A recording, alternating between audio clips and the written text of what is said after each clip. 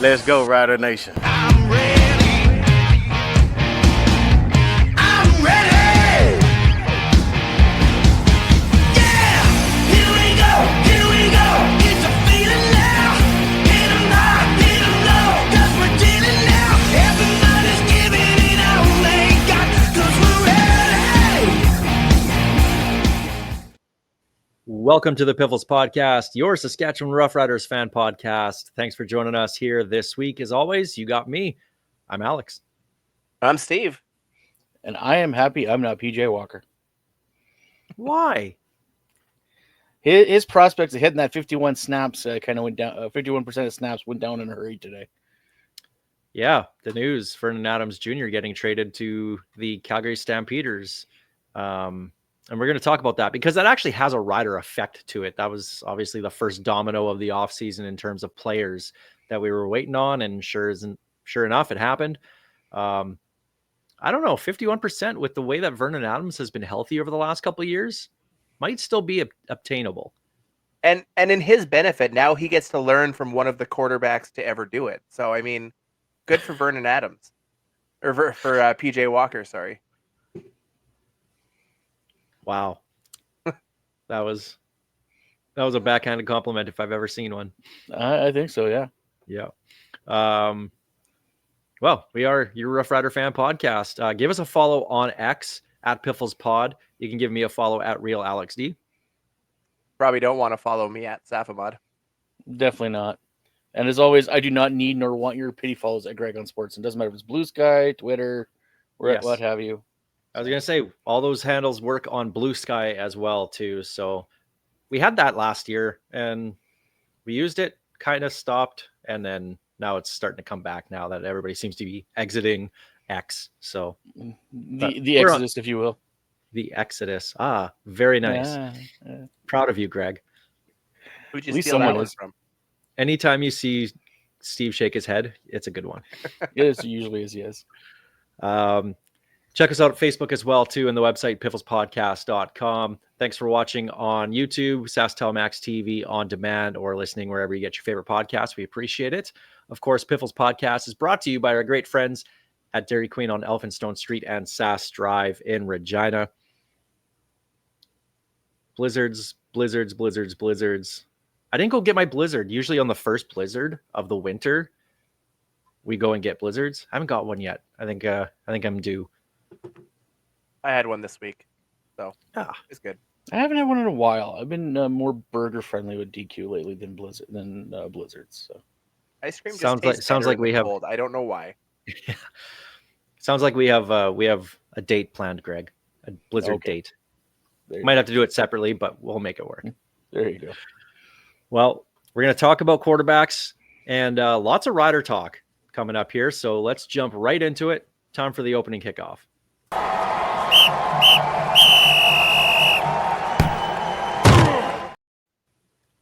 And normally we do start off with the rider news here in the opening kickoff, and we'll get to that. But we will start with that Vernon Adams Jr. trade. Of course, BC, the new GM last week, said that they were going to trade him, and he's going to have no say whatsoever in where they go with it. And it was announced on Tuesday he's going to Calgary, along with a 2025 fourth-round pick and a 2026 third-round pick for Calgary's 2025 second, fourth, and a second-round pick in 2026. So essentially, it's a second-round pick, and you move up one round for BC.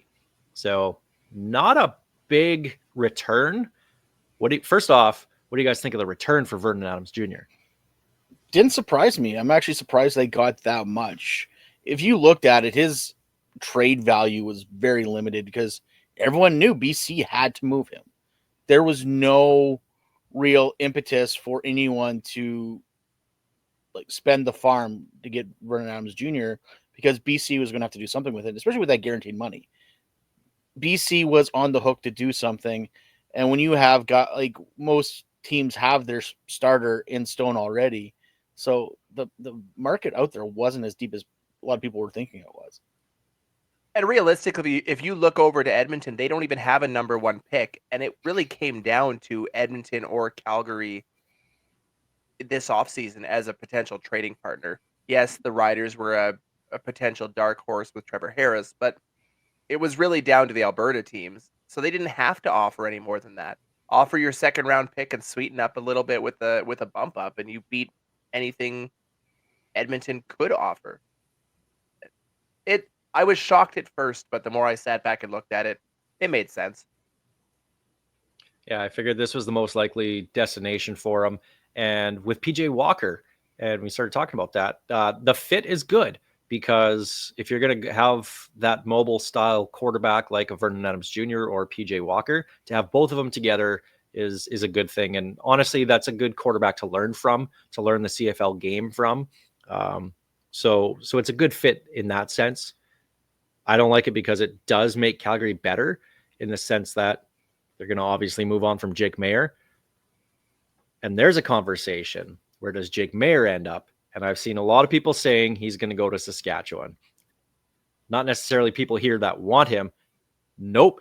If you guys, Steve, you remember your Al Bradbury rant? That would look like child's play. Well, I don't know if you remember it from that night, but I've played it back. I remember the clips of it.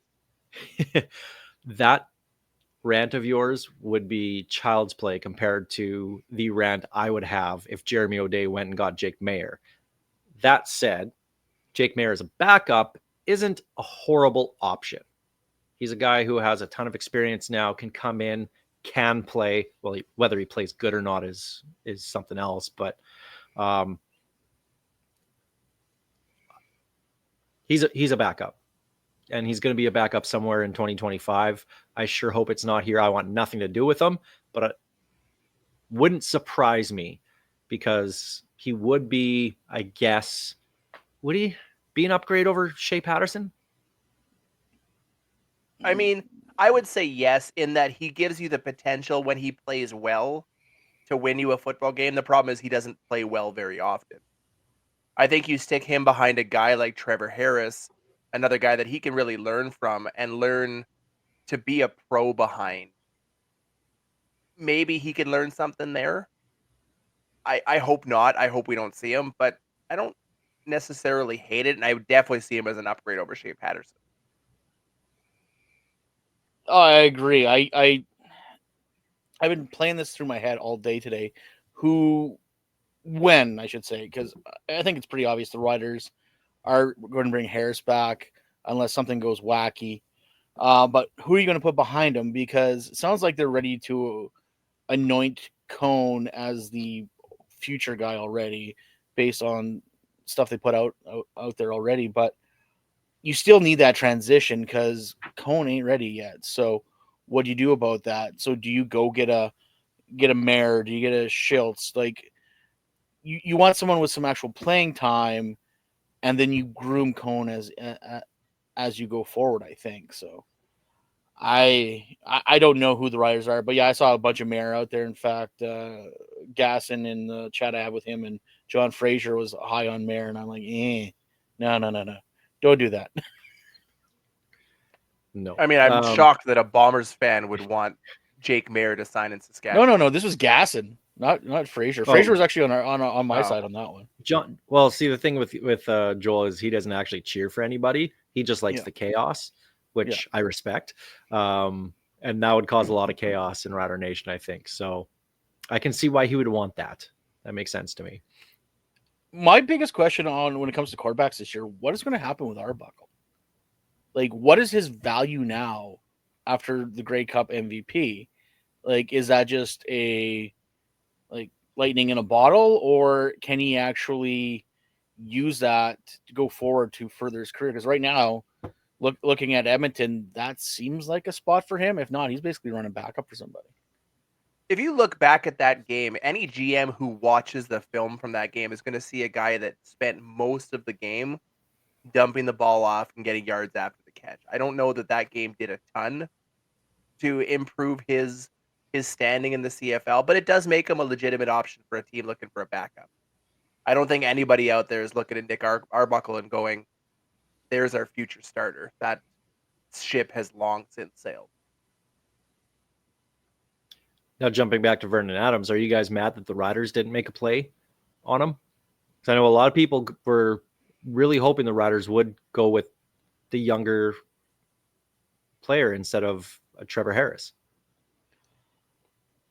I didn't expect them to. Like, don't get me wrong. I'm certain there was probably a phone call. How serious it was, I don't know. Some BC said they had a few people basically kicking the tires, but the only real serious team looking was Calgary. So I wouldn't be surprised if O'Day made an inquiry. Just find out what it's worth and then go on from there. Because if you can get VA on the cheap, yes, that means Harris's time here is done, because at 500 this year and 505 next year, guaranteed, like, Vernon Adams is your guy for at least the next 2 years, whether you like it or not.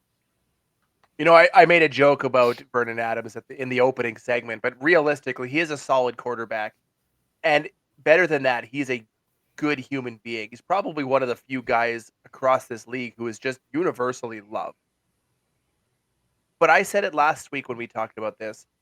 I don't think his style of play works with what Mark Mueller wants out of a quarterback. He demands accuracy and a guy that stands in the pocket and runs on occasion.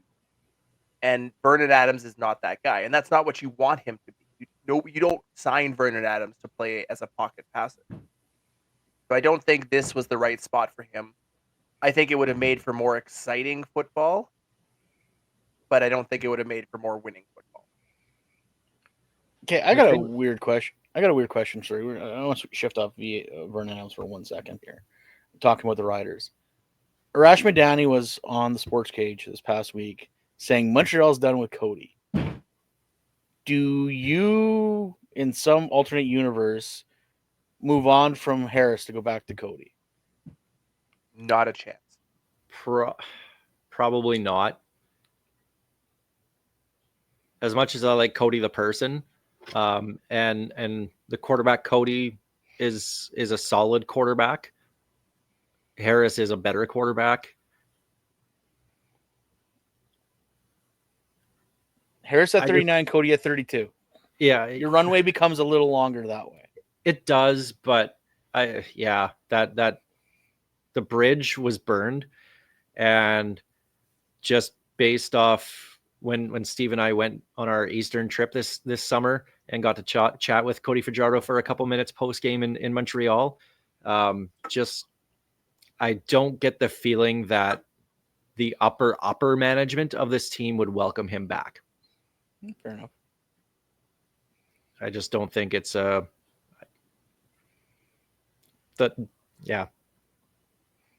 divorced. It's over. They're not getting back together. I would say that. Yeah, this is not a Christmas movie reconciliation happening. This is no Hallmark movie on this one. No, there is no Hallmark movie here. This is they are done. They have split up. They have already split their assets, and they're both seeing other people. Yeah, I love a small town quarterback moves to the big city. He's just a general manager looking for the quarterback. I'm absolutely with Alex. As a human being, Cody Fajardo is a top-notch person. I loved working with him with the shirts, and he's a good dude. Would be great for the community, but I don't see anywhere where he improves this team next year. And if your plan is to go to a guy like Jack Cohn down the line, you're just delaying the inevitable. Just to circle back to Vernon Adams before we move on, the one thing about him is I almost feel bad for him in a way, because everywhere he's gone, he's done all the right things. He's played well in every place that he's played, but every team seems to move on from him as soon as they possibly can. It's really weird.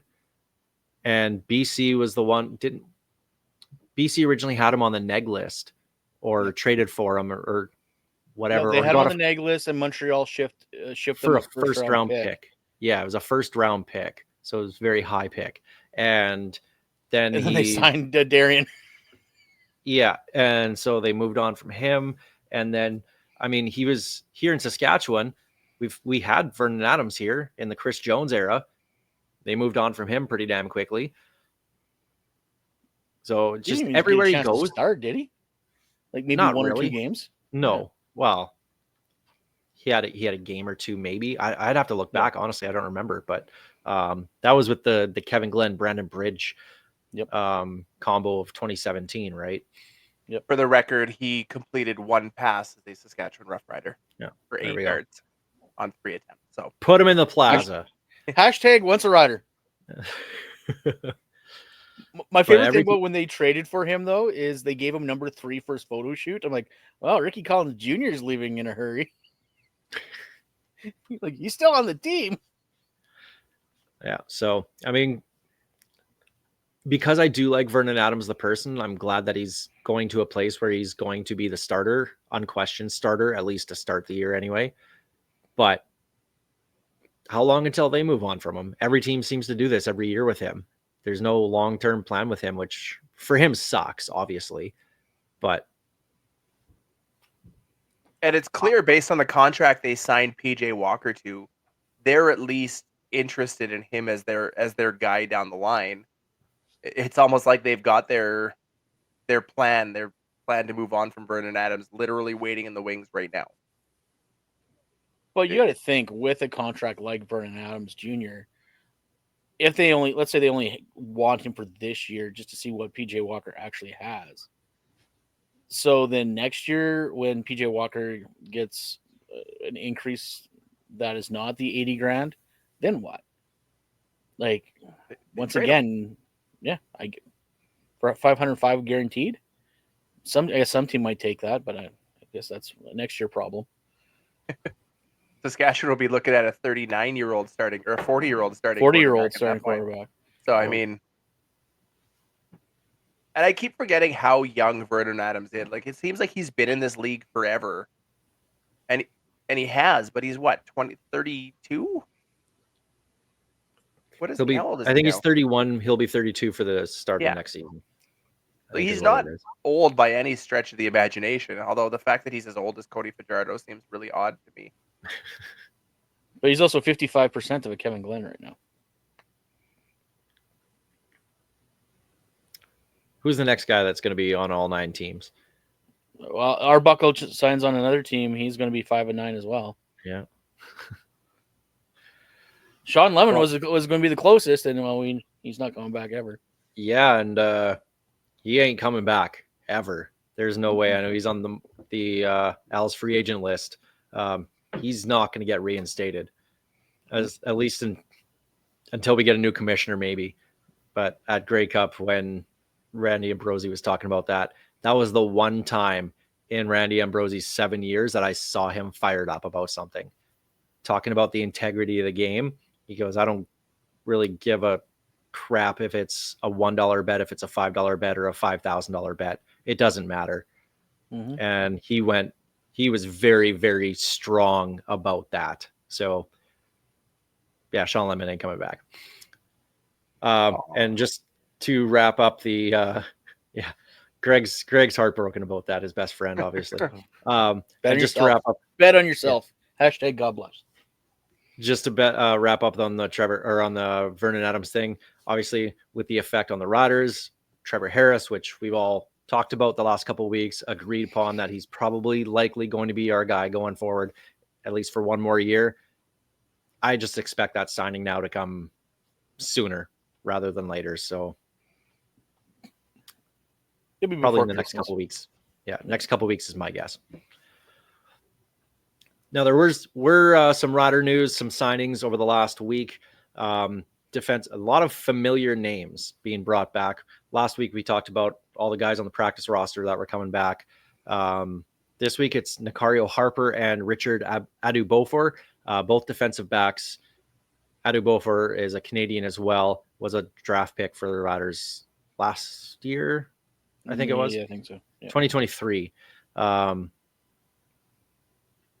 Both these guys were in camp last year anyway, so familiar. If those names ring a bell, that's why they were here in camp. I think Harper was one of the latest or one of the last cuts in training camp this past year.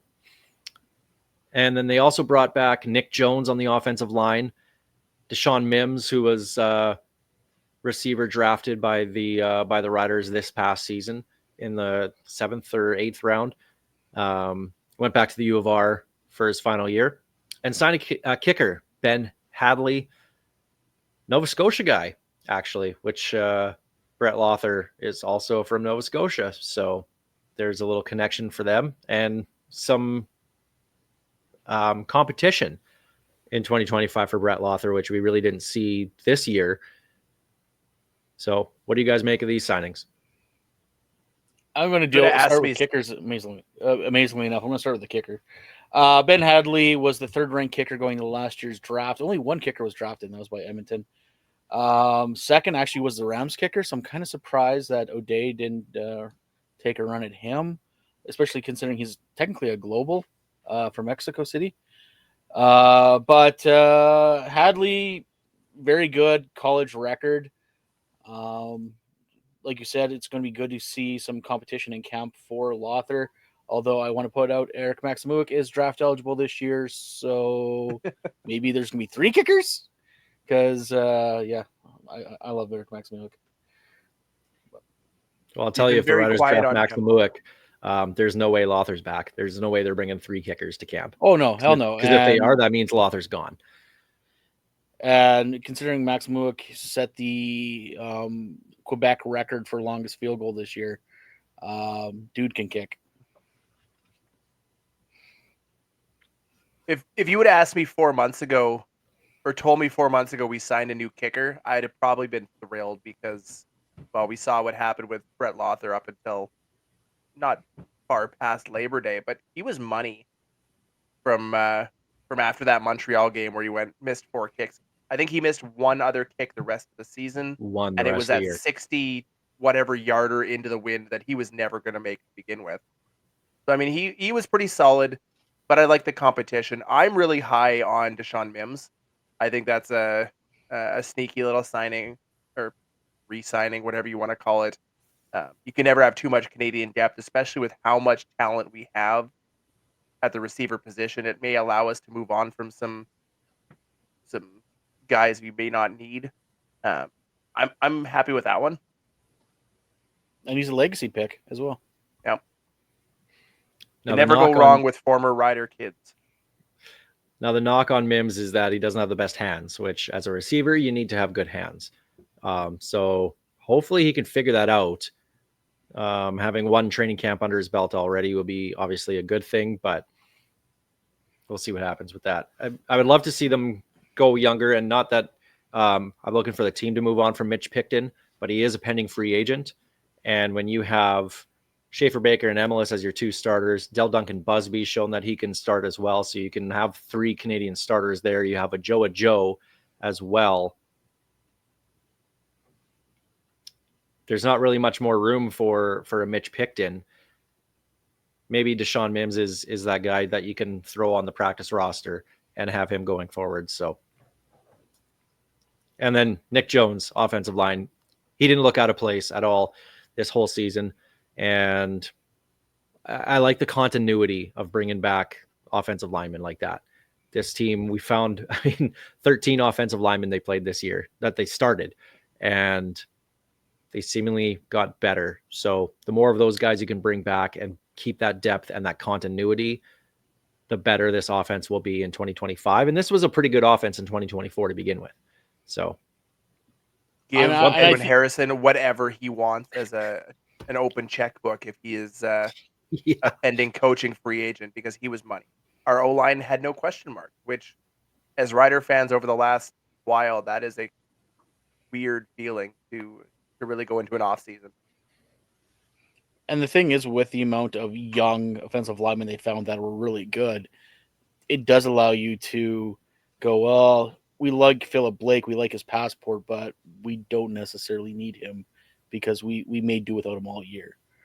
So it allows you to put that money somewhere else. And that's what Jeremy O'Day said in his end of season press conference. Was he gave big props to Edwin Harrison, hopeful on the O-line projection moving forward with continuity. So that seems to be their priority. And we'll jump into the Jeremy O'Day presser. Now, first off, you're never going to get anything out of these things. There's very little information on these at all. And especially when it's O'Day and Craig Reynolds. And I know they're not the favorites of everybody. They're very dry. They're very bland. They're boring, frankly. They are boring. they did a great job this year. O'Day has done a fantastic job, especially with the Canadian talent, and then bringing in guys this year, Americans, that they found some really good ones. But he's just not that raw guy you're going to ever get a lot of info from. So there wasn't really a lot in this press conference to take out, but just talked about continuity. That was the thing. And when you look at this team, they found a lot of very good players, very young players that can step up. And especially with a brand new coaching staff, you want them to grow together. And that's what we saw in Winnipeg over the last few years, right? They're growing as a team together. That's what this team now is trying to emulate. And to me, that was the big thing out of Jeremy O'Day's presser. He obviously didn't mention Winnipeg in that sense, but you can see that this is where that team is building. And that's what I took out of this press conference, is just continuity going forward and some tweaks. Not going to be big players in free agency. Looking forward to more, bringing their guys back. That old Stamps model. So you're not wrong. They wanted because when they brought in that coaching staff, there was a lot of younger coaches on there, and you're right, they wanted them to grow together. Problem is, though, no, everyone wants our coaches. Like Josh Bell was interviewed with Ottawa, Mueller, head coach material already. Don't get me wrong, he was always projected to be a head coach due to his lineage. But 1 year's an OC, and BC's like, hey, come be our head coach, maybe. Like, I guess that's what happens when you hire good people. People want them instead of trying to push people out the door. They took a giant step forward from where they were last year. We talked about that all season, minus the middle of the season weird losing skid. But this team started off strong, finished strong. And a lot of that has to do with coaching, because there wasn't that many big roster changes. So I think they are going in the right direction. I will say this. I don't know if I'm in the minority in not caring that our general manager has the approximate excitement level of an eggplant. To me, it's not that big of a deal. He's going out, he's finding the players. What's that? An aubergine? He's not going to exude that fun-loving, excitable guy. But we've had GMs that had that, and we didn't have the success. I want a guy that's going out finding players and saying the right things at these conferences, and he absolutely did both of those things. His job is not to excite the team. That's why you have a coach like Corey Mace, who you put in front of the mic as much as humanly possible. You don't put Jeremy O'Day out there unless he's doing his end of the year presser, and then you lock him in the cupboard to do his job for the next 12 months. I liked what I heard from him. He didn't really, like you said, he didn't say a lot, but what he said was what was needed to be said. They're going forward with what they've got. They weren't in on BA, which surprised me that they said it, or at least they hadn't talked to him yet. I don't really take much out of these end of year pressers to begin with, and even less of them when it's a guy like O'Day, who's just not giving you anything to go on. The one thing you want to talk about Reynolds' personality. What I picture when he gets good news is the Al Gore thing from The Simpsons, where he just puts on "Celebrate" and goes, "Yes, yes, I will." One thing though that Jeremy O'Day said, and this was noted, and I like this. He talked about being careful in bringing in leaders, players that are leaders. Said that some came in expecting respect, but felt it needs to be earned. So O'Day felt Thurman and Hardrick hit it out of the park, obviously, with being leaders, which, obviously, when you look at this team. But it was interesting that maybe some of the guys that they brought in were expecting respect, and not that they didn't get it, but that it should be earned first instead of just expecting it. So going forward, obviously, that'll be interesting to see the types of players that they bring in to this team in free agency. And then, Greg, you mentioned it, the head coach or the coaching opportunities for our coaches. Josh Bell, Ottawa interviewed him for their defensive coordinator job, which would be technically a step up for him, even though he was kind of the defensive coordinator here, kind of not. Wasn't he assistant head coach too? Yeah. I'd have to go to Was his he? profile on Riderville. Honestly, I don't remember. You talk, I'll Google. But the Mark Mueller one Already is on it. interesting though, because one season, then you're getting a head coach, which for BC, they're putting that wide open look at it. Obviously, looking at an offensive-minded coach with Mark Mueller, probably Buck Pierce being interviewed, Jordan Maximic. So, be interesting to see what they do out there. But I don't expect Mark Mueller, not after one season as coordinator. That's just not enough in my mind. And just for that continuity sake, I'd like to see Joshua Bell back. But as long as Corey Mace is the head coach and it's his defense that's being ran, it kind of doesn't matter who our other defensive coordinator is. For the record, we didn't have an assistant head coach. Yeah, no, he had two According to titles. our The other one coaching was passing staff game coordinator. Oh, yeah. And Jay, actually, I didn't have this written down, but JC Sherritt sounds like he's likely going back to Edmonton as their defensive coordinator, getting a promotion after being our linebackers coach and run game coordinator this year. So that's another one. But that's also Edmonton. Hey, look, that guy was a former player back when we were the Eskimos. Let's bring him back. They need a head coach before they can start hiring a staff. We all know it's going to be Rick Campbell. I think the JC Sherritt one might hurt the most out of those three names. Not to take anything away from Josh Bell or Mark Mueller, but our linebacking core was phenomenal this year. You look at Milligan, Revis, Auclair, everybody they trotted out there was solid or better, and he's still relatively new to the position. I think we would hurt that one, or we would be hurt by that one more than, say, a Josh Bell. I think if Josh Bell gets that offer, I'd be shocked if the Riders don't turn around and offer him the DC job here as a possibility. Or if he goes to Ottawa, I wouldn't be shocked if they try to talk to Sheridan staying as the DC. So that'll be the coaching across the CFL. That'll be some of the next things to go. Obviously, Vernon Adams was the first domino of the offseason, but this coaching carousel and what it's going to do for all teams, just with coordinators and whatnot, will be really interesting to watch. Well, that's the opening kickoff presented by Kathy Festian of Royal LePage Regina Realty. Let's jump to our Churchill Brewing Company odds and end zones. Really quickly, guys, because we're going to do a deep dive into the positional groups like we did last week with the quarterbacks. We're going to go with the defensive line this week. I want to flip offense and defense and go with the D line. But I did write an article about what the Riders need on offense, and I went through every single position. And if they're set, like receiver, they're fairly set. They just need health. But I went through and what they need in each position, including coaching on the offense. I'm curious about you guys, though. What do you think the Riders need on offense going forward in 2025 to get them to that next level? A healthy AJ Ouellette to start. That would help. A running game in general. Like, we've seen what Trevor Harris can do. The offensive line played not bad, especially on pass protect. They played really good, kept them clean.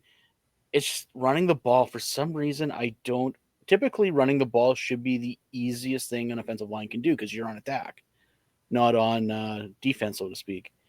And for some reason, we just can't get a steady running game except for that one game against Ottawa.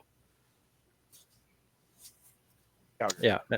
And it's just that O-line. Again, continuity. Once these guys play together for another year, right? That should help. And there was a good comment, and I think it was on Blue Sky. Someone mentioned it about what they would like to see, and that's the O-line turn into kind of like the Bombers and just run the ball, play bully ball. And I think the team can get there, but they just need that health to be able to do that and have the same 5 guys, regardless of who the same 5 guys are. They need to have that same 5 starting unit going forward for more than 2 games. And if they could do Well, that, they'll be fine. The good news with if they want Winnipeg's O-line, 4/5 of their starting O-line are free agents in February. So if they want that Winnipeg bully ball, there's a place to start. Literally go get that O-line. But if you look back at the times when the Riders were good at running the ball, that offensive line was together like 3 to 4 years. Like we didn't cycle through a lot of offensive linemen back in the so-called glory days in the golden era. Yeah, in the golden era, a golden era in Rider football.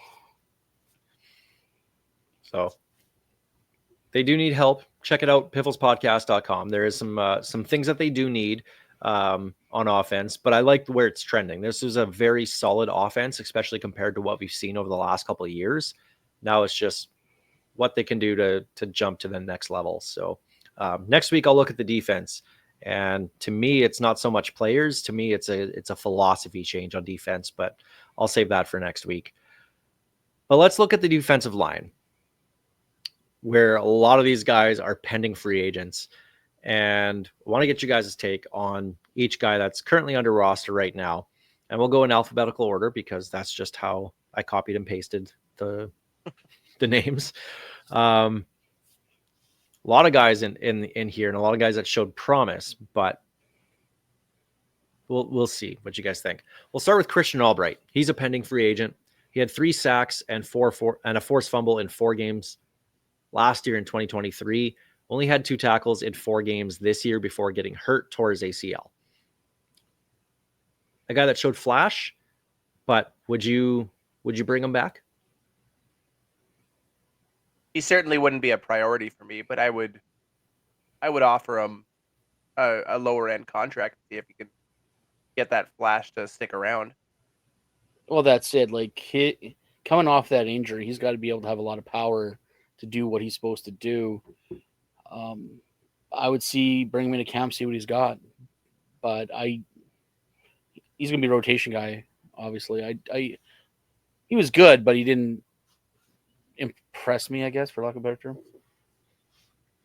Yeah, he showed that potential in 2023, but then obviously as a rotational guy, just didn't get it going, even in his first few games before he got hurt this year. So I think with a rush end, honestly, they shouldn't be that hard to find out of the U.S. You find there's outside linebackers everywhere that rush the quarterback. You should be able to find some guys. So I'd probably let him walk. I think that's a guy you can upgrade on. Yeah. Habakkuk Baldonado, obviously a global, global player, which already just because of that, you give him a higher priority than just about anybody else, right? 11 tackles, 2 sacks in 14 games this year, but really played solid late in the season. Just was very, very good. Didn't get the flashy stats, but just always seemed to be in position. I think it's a no-brainer that obviously you bring him back because you're not going to find if you want to keep the roster makeup kind of where it is right now, you're not going to find a global player in that position that'll play better than him right now. Oh yeah, like a global position, global player that's not just a kicker. For one, is always good, and 2, he at the end of the year you could see he was getting it. Like I think it was that Ottawa game that really, even though it was a tie, that's when he really kind of came out of his shell and was always in the backfield. Like anytime you looked, he was always in the backfield, coming off that edge. So yeah, he's earned his way back onto this team. You didn't hear a lot from him at the beginning of the year, that long stretch, but like you said, at the end of the year, he was money. And you add in he belongs on the all CFL name team. You got to bring him back. There's no question. And I think his best play this past year was the end of the first half against BC in that game for second place for that home playoff game. He was the one, I believe it was him who came off the edge that forced that throw from Nathan Rourke, the interception by CJ Avery. That was Baldonado getting there quick. And there was a few times this year where he did that, where he forced, I think he was the main reason why Jameer Thurman got an interception on a play somewhere. So it's little things like that don't show up in the stat sheet that are essential to a team's success. And obviously, as a rotational player, to turn in that kind of performance, I'd like to see what he could do with more playing time. So that's not a guy you're going to improve upon. I think that's a guy who, I know he's not a pending free agent. He's here signed in for 2025, that maybe you throw another year on that contract if you can. Eric Black, who they just re-signed recently on the practice roster, had 4 tackles in 4 games as a defensive end. Sure. He's coming in Why anyway. not? He's at least going to be making it in camp. That's a big old sure, why not? Yeah, I'll agree with you guys there. Free agent time. Miles Brown, 13 tackles, 2 sacks, had a blocked field goal in 16 games this year. His health was probably his best thing because he did play 16 games. But of course, he had all that drama with his hits on Drew Brown, which that one wasn't his fault. And Chris Strevler, which again was a clean hit where he hit him on the top of the thigh first. And it was just a bad injury that came out of it. So, but after that, you forgot the Miles- straw that broke the camel's back, and that was his brushing Zach Claris's head that caused Wade Miller to scream from the tallest building he could find that Miles Brown is the dirtiest player in the league. that one was deserved, though. The one on Claros, the fine that he got for that was absolutely deserved. And he got the penalty on it, and that's fine. I agree, but in football, sometimes crap happens. That happened. They made it sound like he shot Claros in the middle of Mosaic that day. And unfortunately, he had to be the one that got run into Strevler. And that affected the trajectory of his season, because you could tell after that he wasn't the same guy, because he was scared of hurting someone or getting another fine. Yeah, he absolutely took something off, or it looked like he was taking something off after that banishable hit on Strevler. He just wasn't the same guy by any stretch of the imagination. And for that reason, I think you need to look elsewhere. If he can't get back to who he was pre-Banjo Bowl, he's of no value to this team. See, I think with this basically entire defensive line being free agents, that, again, Jeremy O'Day talks about continuity. Bringing him back would be not a high priority, but it would be up there. I don't know, because another guy on this list, and we'll get to him after, Caleb Sanders, I think I would put a bigger priority on than Miles Brown. And Steve, that just goes to your point that, yeah, early in the season, Brown was that guy that I probably would have picked first. But after the whole Winnipeg stuff in both those games, he was plain scared to hurt the team with penalties, honestly. So can they do better than him? I don't know. I would hope so. But I wouldn't be opposed to bringing him back and seeing what kind of competition, obviously, is brought in with him and seeing how it all shakes out. But I feel they could probably move on from him next year. If you are signing him, you got to add a contract for make a yoga retreat or something. Let him get some time to get out of his head. And if he can come back and be that guy, you absolutely want him on the field. But if he cannot come back to that, there's no value there. There's nothing special if he's not going to play at 100%. And I don't blame the guy. I mean, after 3 questionable hits, 2 of which were not at all his fault, but he still was villainized for it. That could take an edge off anybody. All right, next name on the list. The big free agent signing from last year, Malik Carney on the edge. Pending free agent, had 26 tackles, 4 sacks in 13 games. All of those sacks came in a 6-game span in the middle of the year. So the beginning of the year, he wasn't making a lot of plays. At the end of the year, wasn't making a lot of plays. I was disappointed by Malik Carney this year. Not that I had the highest hopes for him, but I thought he'd be better than that. So for the money, I'd probably let him walk.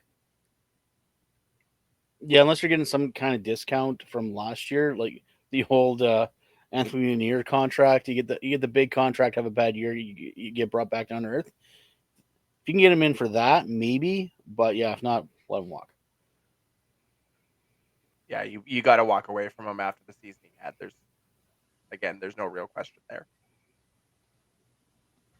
Okay, another pending free agent. On the flip side, defensive end, Brian Cox Jr., 24 tackles, 6 sacks, 2 forced fumbles, 17 games. So again, his health was a very good thing. Played in 17 games, 6 sacks. I think that was tied for the team lead with Micah Johnson. So and he didn't play every down. He was very much a rotational player. I'd like to see him get more snaps because he was our best defensive end this year. And maybe the consistency wasn't there, but I think he did turn it on later in the year and was getting constant pressure. So I would put him as probably the outside of Micah Johnson in terms of free agents on the defensive line. I would put him as the priority here. It seemed like if there was a guy in the backfield through that second half of the season, 9 times out of 10, it was Brian Cox. He was that guy to close out the year. He was who Miles Brown was to start the year. Just more consistent. I think you have to bring him back.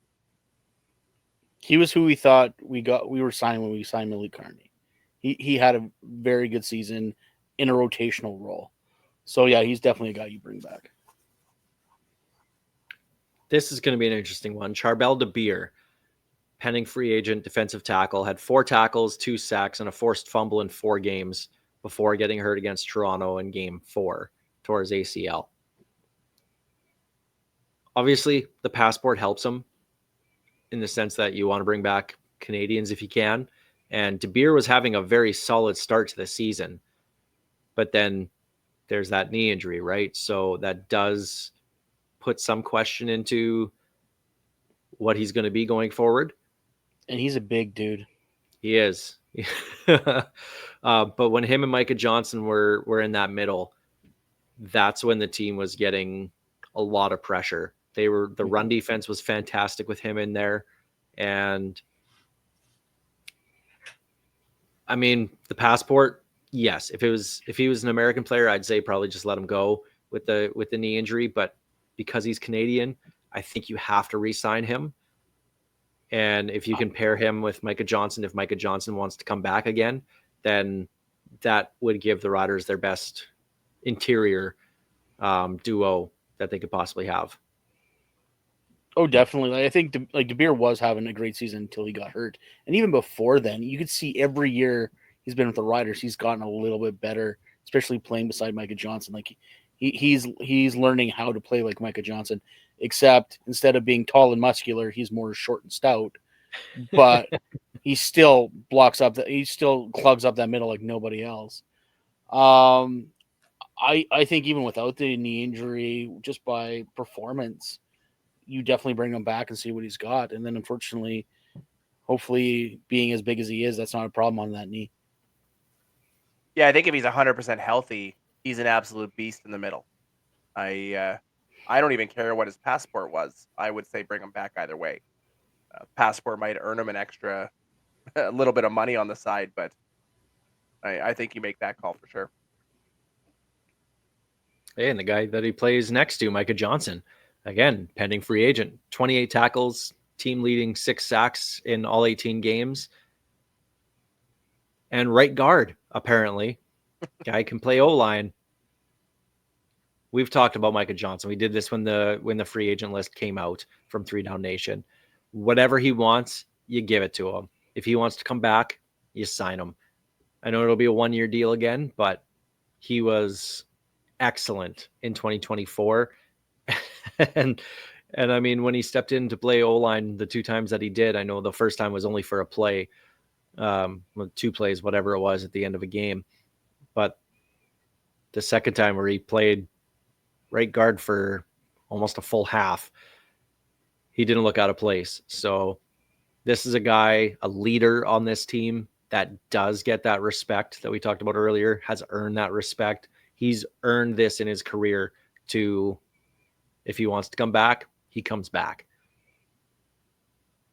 Oh yeah, The you man is basically damn near 37 years old, and he is still in amazing shape. Still, probably our best player on that defensive line for yet another season.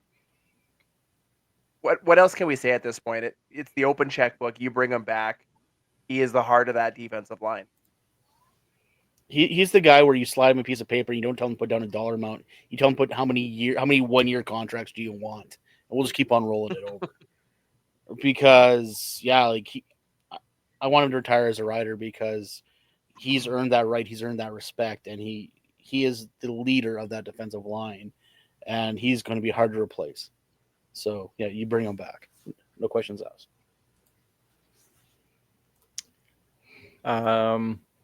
Benoit Marion came in for 4 games at the end of the year, played in the semifinal and the West Final, had a couple tackles for losses. Canadian, so has the passport thing going for him. Is this a guy you'd want to bring back for next year? I think it's a coin Give him flip. a look. Yeah, I think it's a coin flip between him or the next guy we're about to talk about, because unfortunately roster spaces are thin at some point, and yes, it's nice having as many Canadian passports as you can, but they are limited spots.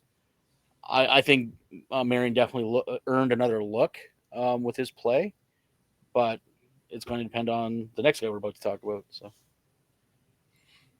And that's Lake Corte Moore, 14 tackles, 1 sack in 16 games. Was a first-round draft pick in 2023. He's going into the final year of his contract. So I had higher expectations of him going into his second full season. And rotational guy just didn't seem like he seemed like he was on the bottom of that rotation. Everybody jumped him. So, I mean, he is coming back. So obviously he'll be in there for the competition, but if he doesn't step up in year 3, you have to walk away next year from him. I wouldn't be surprised if they walked away from him after training camp, to be honest. But I think if Marion outplays him in training camp and preseason, there's a good shot that Corte Moore is getting cut. Because he showed so much potential in 2023, and it seemed like he could barely get on the field this year, to the point where Marion, who they just signed off the street, it seemed, was out rotating him. So, and it's just him being a first round pick, right? Like you expect more out of that. So maybe he'll get another shot at NXT. So this will be his make or break year. Another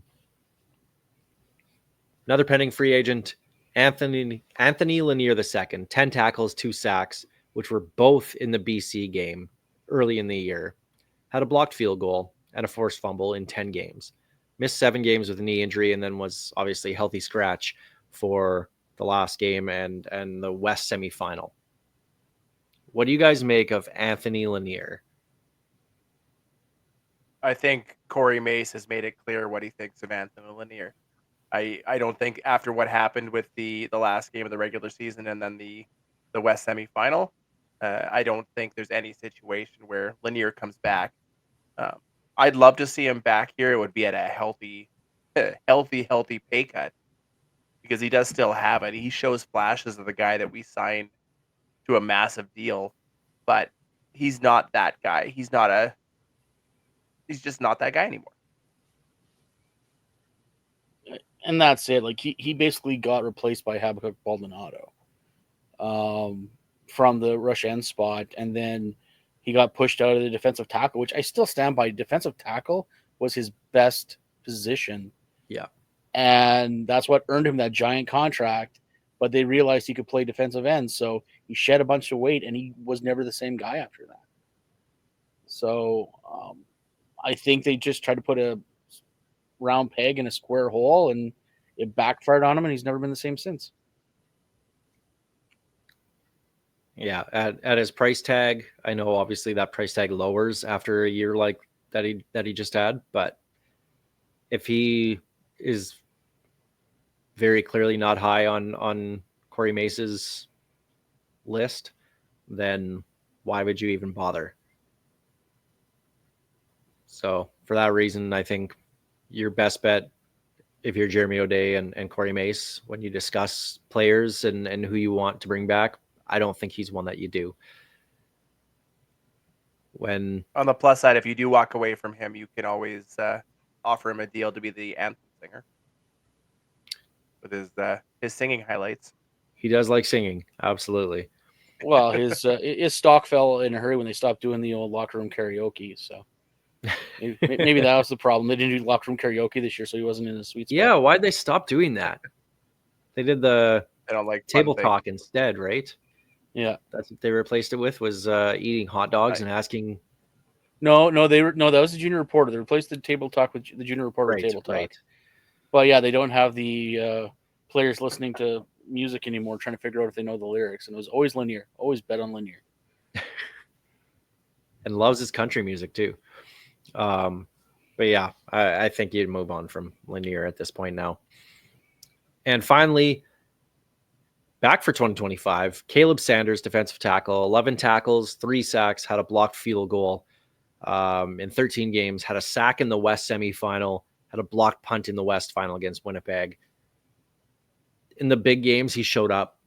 And this is a guy in the defensive tackle. Like, really, you need 3 in a rotational system. You need 3 defensive tackles. If you can have DeBeer, Micah Johnson, and Caleb Sanders, I really like the makeup of that interior.